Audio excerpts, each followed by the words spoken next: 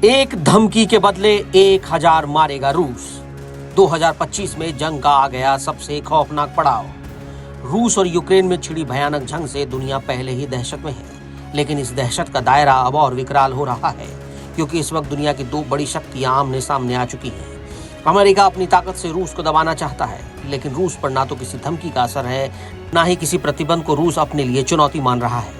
जबकि ट्रंप की तरफ से साफ कर दिया गया है कि रूस को जो डेडलाइन दी गई है उसका काउंटडाउन शुरू हो चुका है।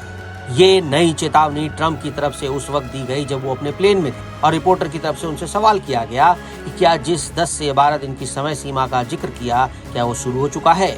जवाब में ट्रंप की तरफ से जो कुछ कहा गया और जिस हाव भाव के साथ कहा गया, वो दुनिया के कई देशों पर मंडराते एक नए खतरे की तरफ इशारा कर रहा है। जिस वक्त ट्रंप अपने जहाज में संवाददाताओं के सामने पुतिन को दिए गए अल्टीमेटम के काउंटडाउन की शुरुआत कर रहे थे, उसी वक्त यूक्रेन के आसमान में रूस के लड़ाकू विमान तबाही मचा रहे थे। और ये कोई सामान्य सैन्य कार्रवाई नहीं थी, ये एक ऐसी कार्रवाई थी जिसमें निशाना बनी गर्भवती महिलाएं, कैदी, डॉक्टर और बाजार में खरीदारी कर रहे नागरिक। 29 जुलाई 2025 यानी ट्रंप की धमकी वाली रात को एक रक्त रंजित रात में बदल दिया गया। एक के बाद एक धमाकों से यूक्रेन दहल उठा।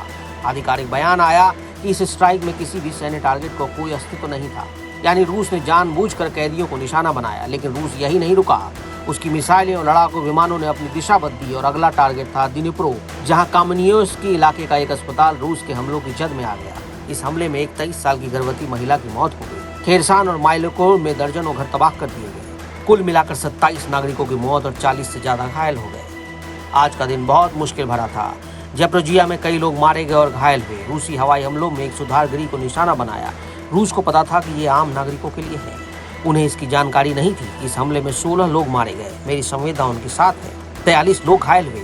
कमियांस्क शहर में भी एक अस्पताल को निशाना बनाकर 3 लोग मारे गए और कई लोग घायल हो गए। पुतिन ने अपने इरादे जाहिर कर दिए हैं, और वो इरादे हैं कि रूस किसी भी कीमत पर किसी भी दबाव के आगे झुकने वाले नहीं।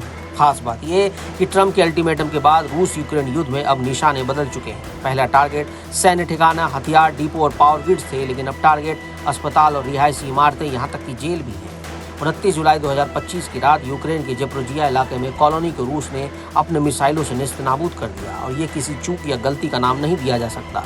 ये हमला ठोस इरादे से किया गया था और टारगेट थे सिविलियन। और इन भीषण धमाकों के पीछे रूस अमेरिका को ये बता रहा है कि उसकी बारूदी ताकत क्या है। रूस की तरफ से इस तरह का हमला दुनिया को युद्ध के समाप्त करने की अपील के जवाब में रूस के अहंकार को दर्शाता है। ये इस बात की पुष्टि है कि दबाव जरूरी है।